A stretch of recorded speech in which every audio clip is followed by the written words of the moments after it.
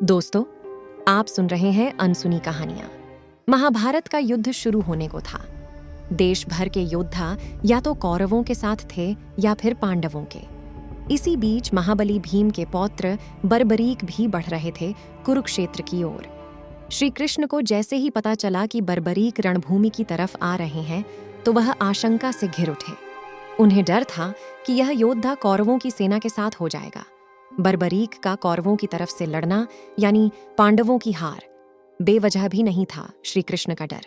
अपने पिता घटोत्कच से ज्यादा मायावी और बलशाली थे बर्बरीक, कर्ण की तरह दानी, शक्ति स्वरूपों के अनन्य उपासक। इसी उपासना और गुरु विजय सिद्धसेन की कृपा से उन्हें मिला था अतुलित बल, इंद्रियों को वश में रखने का वरदान और हमेशा साथ रहने वाले 3 अचूक बाण। ये कोई साधारण बाण ना थे। इन्हें जिस भी लक्ष्य पर चलाया जाता उसका बेधा जाना तय था। लेकिन अपने दादा भीम का साथ छोड़कर बर्बरीक क्यों लड़ते कौरवों की ओर से? तो जवाब है उनके गुरु की सीख। गुरु ने कहा था कि युद्ध में हमेशा कमजोर का साथ देना। बस इसी को लेकर चिंता थी भगवान कृष्ण को। बर्बरीक जब पांडवों के खेमे में पहुंचे तो श्री कृष्ण ने बातों ही बातों में उनसे अपने दादा के पक्ष में युद्ध करने के बारे में पूछ लिया। इस पर बर्बरीक ने जवाब दिया कि वह अपने गुरु को वचन दे चुके हैं कि हमेशा कमजोर के साथ ही रहेंगे। इस युद्ध में भी जो हारता दिखेगा उसी के पाले में खड़े होकर वह युद्ध करने लगेंगे। साथ ही उन्होंने अपने 3 बाणों के गुण भी बताए। केवल 2 बाण विशाल से विशाल सेना का खात्मा करने के लिए काफी थे। ये सुनना था कि पांडव खेमे में खलबली मच गई। उन्हें लगा कि अगर कौरव हारने लगे तो बर्बरीक कौरवों की तरफ से युद्ध करने लगेंगे। श्री कृष्ण को भी इस बात का भान था। उन्हें पता था कि इस धर्म युद्ध में अधर्म की हार तय है, यानी कौरव पराजित होंगे। लेकिन जैसे ही बर्बरीक कौरवों को पराजित होता देखेंगे तो अपने प्रण के मुताबिक उनकी ओर से युद्ध में उतर जाएंगे। श्री कृष्ण ने बर्बरीक से पूछा कि वह अगर युद्ध ही न करें तो? इस पर बर्बरीक ने जवाब दिया कि ऐसा नहीं हो सकता। वह योद्धा हैं और युद्ध तो करेंगे ही, गुरु को दिए वचन को भी निभाएंगे। इतना कहते हुए वह बाहर चले गए। पांडव खेमे में इसके बाद मंत्रणा हुई। तय हुआ कि श्री कृष्ण ही इस संकट से उबारने का हल तलाशें। श्री कृष्ण अगले रोज ब्राह्मण वेश में बर्बरीक के पास पहुंचे। तब वह ध्यान में लीन थे। उनके बगल में 3 बाण रखे थे। ब्राह्मण को देखकर बर्बरीक ध्यान मुद्रा से बाहर आए और चरणों में प्रणाम किया।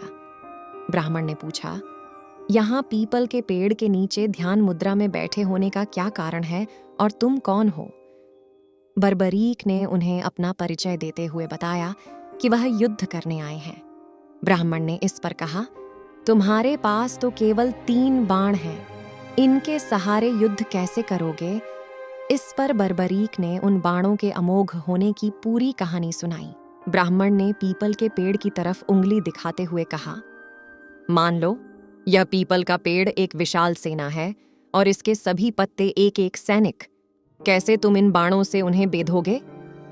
इस पर बर्बरीक जैसे ही अपने बाणों का चमत्कार दिखाने के लिए धनुष उठाने को मुड़े, श्री कृष्ण ने पीपल का एक पत्ता अपने पैर के नीचे छुपा लिया। बर्बरीक ने अपने धनुष पर एक बाण चढ़ाया और पीपल के पेड़ की तरफ छोड़ दिया। सभी पत्तों पर निशान लग गए। इसके बाद जैसे ही उन्होंने दूसरा बाण छोड़ा, सभी पत्ते जमीन पर जा गिरे और तीर ब्राह्मण के पैर में जाकर लग गया। ब्राह्मण के पैर से खून रिसता देखकर बर्बरीक हैरान हो गए। उन्हें अंदाजा हो गया कि यह कोई साधारण ब्राह्मण नहीं, अन्यथा इनकी मौत हो गई होती। बर्बरीक यह सब सोच ही रहे थे कि ब्राह्मण बने श्री कृष्ण ने कहा, तुम्हारे बाण अचूक और चमत्कृत करने वाले हैं। महाबली, क्या इस ब्राह्मण को कुछ दान नहीं दोगे? बर्बरीक ने कहा, जरूर दूंगा, लेकिन आप मुझे अपने वास्तविक रूप में दर्शन दें। श्री कृष्ण ने जैसे ही अपना रूप दिखाया, बर्बरीक उनके पैरों पर गिर पड़े और बोले, भगवान, जो मांग ना हो मांगे। श्री कृष्ण ने उनका शीश मांग लिया। इस पर बर्बरीक ने कहा, लेकिन भगवान, मैं महाभारत का युद्ध देखना चाहता हूँ। मैंने सुना है कि इतना बड़ा युद्ध न तो कभी लड़ा गया और न ही लड़ा जाएगा। यह अवसर मुझसे मत छीनिए। इस पर श्री कृष्ण ने कहा कि धड़ से अलग होने के बाद भी शीश जीवित रहेगा।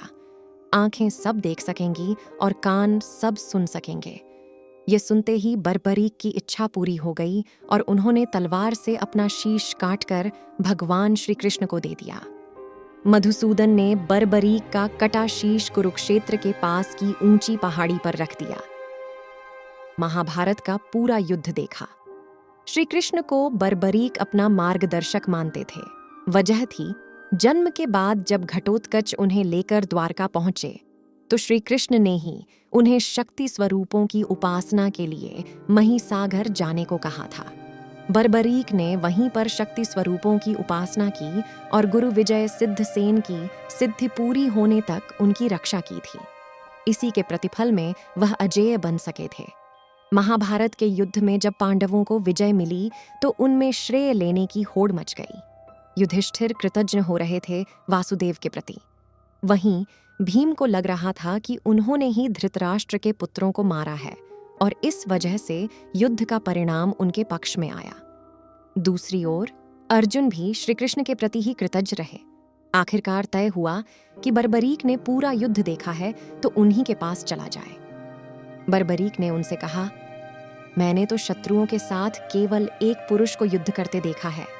उनके बाईं ओर 5 मुख थे और 10 हाथ, जिनमें त्रिशूल आदि वह धारण किए थे। दाहिनी ओर 1 मुख और 4 भुजाएं थीं, जिनमें चक्र आदि अस्त्र शस्त्र थे। बाईं ओर उनके जटाएं थीं और ललाट पर चंद्रमा सुशोभित हो रहा था। अंग में भस्म लगी थी। दाहिनी ओर मस्तक पर मुकुट था, अंगों पर चंदन लगा था और कंठ में सुशोभित थी कौस्तुभ मणि। उस पुरुष को छोड़कर कौरव सेना का नाश करने वाले दूसरे किसी पुरुष को मैंने नहीं देखा। श्री कृष्ण ने इसके बाद बर्बरीक को कलयुग में उनके नाम यानी श्याम के नाम से पूजे जाने का वरदान दिया और उनके शीश को रूपवती नदी में प्रवाहित कर दिया। यही बर्बरीक बने खाटू श्याम। माना जाता है कि कलयुग आने के कई साल बाद बर्बरीक का शीश एक नदी में पाया गया, जिसे राजस्थान के सीकर जिले में श्याम कुंड के पास दफना दिया गया। जिस जगह पर इसे दफनाया गया उस स्थान को खाटू नाम से जाना जाने लगा। कहते हैं कि जहां शीश दफनाया गया था उस जगह जब गायें जातीं तो उनके थन से दूध रिसने लगता। जब स्थानीय ग्रामीणों ने उस जगह को खोद कर देखा तो उन्हें एक सिर मिला। ग्रामीणों ने सिर के बारे में पता लगाने के लिए उसे गांव के एक विद्वान ब्राह्मण को सौंप दिया। इसी बीच उस स्थान के राजा रूप सिंह चौहान को स्वप्न में खाटू श्याम ने दर्शन दिए और जहां उनका सिर मिला था वहां एक मंदिर बनाने की बात कही। राजा ने आदेश का पालन किया, मंदिर का निर्माण कराया और फाल्गुन शुक्ल एकादशी को खाटू श्याम की प्रतिमा स्थापित करवाई। तभी से यहाँ फाल्गुन में 12 दिन का मेला लगता है। चूंकि जहाँ सिर मिला उस जगह को खाटू नाम से जाना जाता था, इसलिए बर्बरीक को खाटू श्याम कहा जाने लगा। इस प्राचीन मंदिर पर आक्रांताओं ने कई बार हमला बोला, नुकसान पहुंचाया। बताते हैं कि सन 1720 में राजा अभय सिंह ने इसका जीर्णोद्धार करवाया। बर्बरीक और खाटू श्याम के अलावा उन्हें मोरवी नंदन, बाणधारी, शीशदानी, कलयुग अवतारी, लखदातार, मोरचरी धारक जैसे नामों से भी जाना जाता है। खाटू श्याम के मेले का आकर्षण यहाँ होने वाली मानव सेवा भी है। मान्यता है कि श्रद्धालुओं की सेवा से सारे मनोरथ पूरे होते हैं। मेले के दौरान निकलने वाली निशान यात्रा भी खूब प्रसिद्ध है। राजस्थान के अलावा देश के कई हिस्सों में खाटू श्याम के मंदिर हैं। यही नहीं, नेपाल, पाकिस्तान, थाईलैंड और ऑस्ट्रेलिया में भी खाटू श्याम के प्रसिद्ध मंदिर हैं। हमें उम्मीद है आपको यह कथा पसंद आई होगी। अगर आपको वीडियो अच्छी लगी तो वीडियो को लाइक करना और नीचे दिए गए कमेंट बॉक्स में जय श्री राम लिखना न भूलें। अगर आपको अनसुनी दिलचस्प पौराणिक कथा पसंद है तो चैनल को सब्सक्राइब करना ना भूलें।